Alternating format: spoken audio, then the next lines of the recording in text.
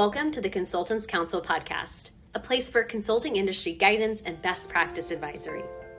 Whether you're working to grow in your consulting career, you're managing and developing a consulting firm, you're working with consultants, or you're just interested in business and high-performance advice, we've got recommendations and education for you. I'm Kelsey Krevling, founder and CEO of Kelsey Consulting, a firm focused on building high-performing organizations, teams, and individuals through a variety of ventures, including the Consultants Council. I've spent my career at the intersection of technology and management consulting, working with organizations across the country to help solve their toughest challenges, while also supporting the growth and development of multiple consulting firms, helping them improve their long-term performance trajectory. In addition, I serve as a startup investor and advisor, promoting the ideas of entrepreneurs as they work to gain traction in their industry. With so many people gearing up to launch their own businesses and establish their own consulting practices, I want to make available the advice and lessons I've learned along the way. This podcast is made possible by Kelsey Consulting, with media support by Class Act Media. For more information, check out our site at theconsultantscouncil.com and kelsey.consulting. That's KELSC.consulting. And now, stay tuned for this episode's counseling, because the consulting world is full of nuances, and the answer is always, it depends.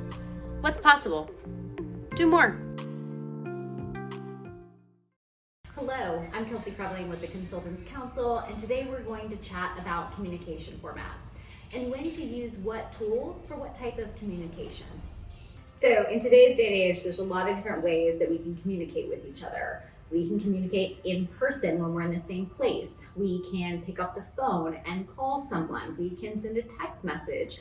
We can send an email. We can schedule a meeting to hop on a conversation.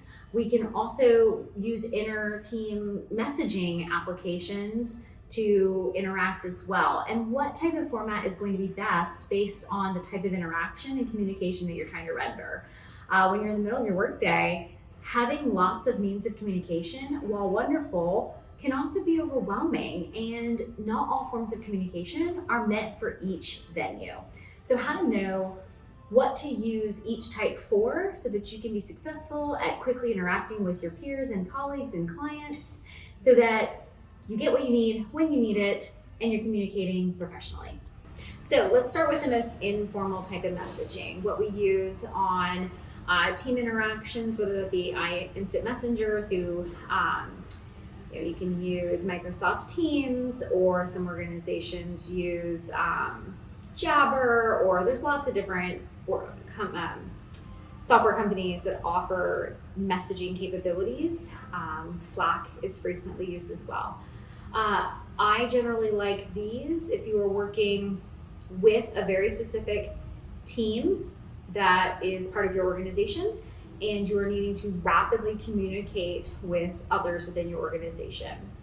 The challenge with these apps is that they also, though, depend upon your instantaneous focus on the application. So it means you have to kind of be necessitated to be right in front of your computer all day long, working on different things. And so while yes, it can generate rapid communication, it's generally much more casual in tone. And if you're not somebody who is always in front of your computer, that becomes more difficult. So really good for project teams where you are spending a lot of your time in front of your computer and you're kind of always on during the workday. However, if you're somebody who is frequently traveling, you are in client meetings, you're not able to be kind of taking those instant messages, it can actually be very distracting and can pull your focus away from the things that you're trying to work on at hand. If you're needing to consciously create materials, collateral, then I tend to find it actually very distracting. So something to keep in mind as you're dealing with those type of interactions of, A, what are the expectations of the organization that you work for? Do they have an expectation that you be online in a certain capacity during certain times of the day, and that you be very responsive to those kind of immediate interactions? They are much more casual in nature, and as a result, I think people oftentimes tend to drop their level of professionalism on those different channels.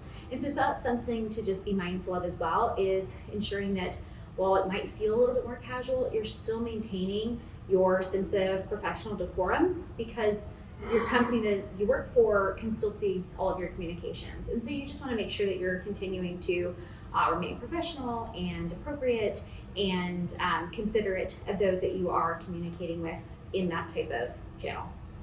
In addition, those type of channels also offer options where you can mark yourself as do not disturb or out of office or away so that you're not getting constant frequent pop-ups.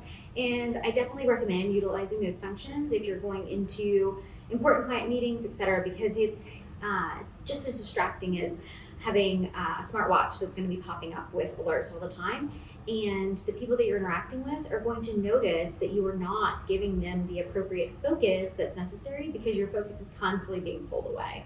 And so while those applications are very beneficial for rapid communications, I generally like to tone them down or set them on silent, much like the notifications on my phone, when you're needing to be in a focused state.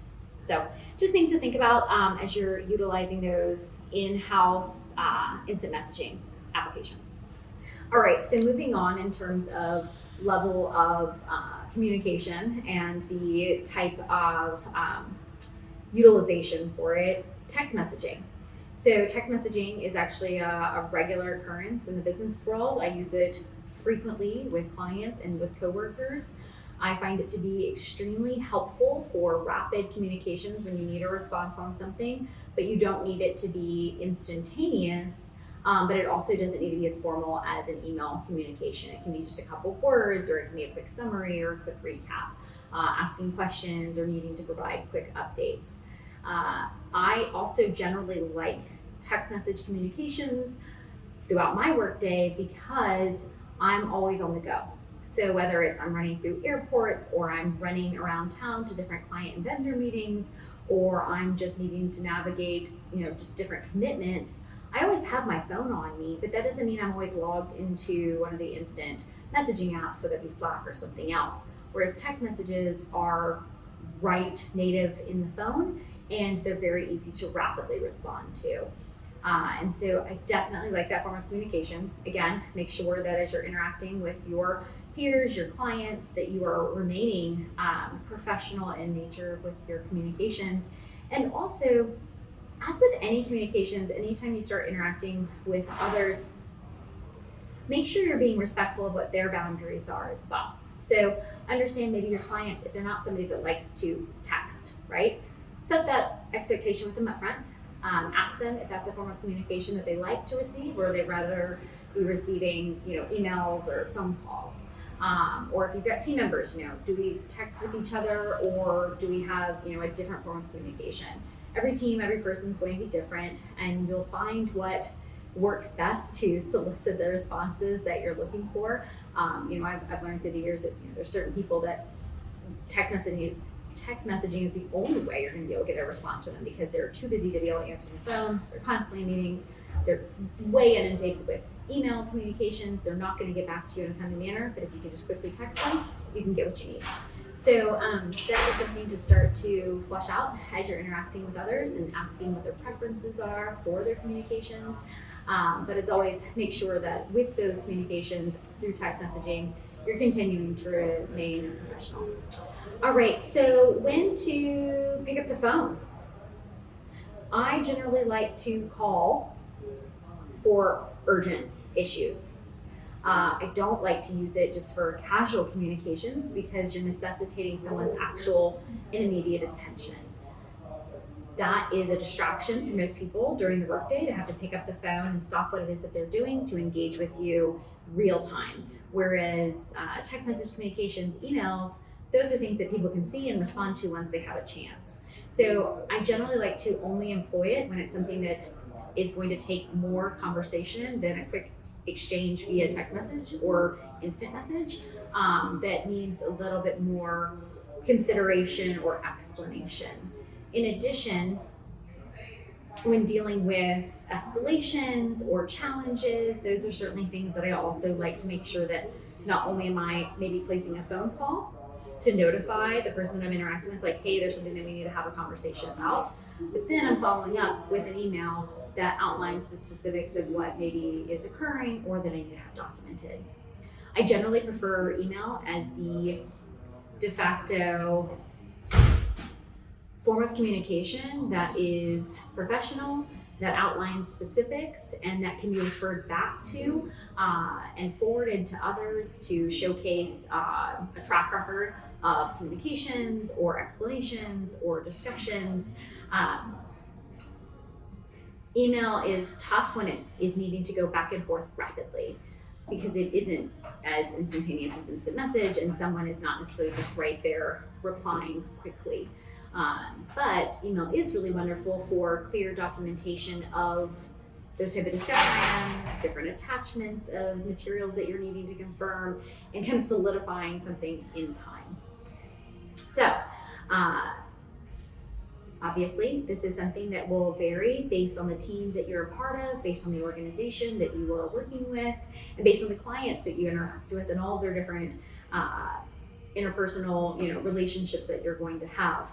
In addition, it's also going to differ based on the different time zones of people that you're working with. If you're working with teams across, major time zones, text messaging likely isn't the best format if you're dealing with things that are more than like an hour or two off, because you've got people operating on very different schedules. So if you're dealing with people in Europe or in Asia, they're going to be operating on a very different schedule than you are, and as a result, then instant messages isn't going to be as flexible and easy either because they're not going to be on the other side of it. Whereas email can be a much easier form of communication. Whereas, if you're dealing with somebody and you're both traveling, you're both kind of all over the same geographic location, texting might be the main way you're able to communicate because you're not really having much time to get on the phone to talk, and you're caught up in a lot and you're not checking emails as regularly. So these are just things to get familiar with and flesh out and feel based on the teams that you're working on and based on your own personal communication styles and preferences. But regardless of what formats you end up engaging with and employing, just make sure that amongst all of them, you're continuing to respect the boundaries and the professionalism of the clients and the organizations that you work with. And that's a wrap on this episode of The Consultants Council. Thank you so much for your interest and engagement. Let us know what you'd like to learn more about by writing in to info@theconsultantscouncil.com. Thanks to Kelsey Consulting for sponsoring this podcast, and to Class Act Media for the media support. And with that, cheers and all my best. Have a great week. And remember, what's possible? Do more.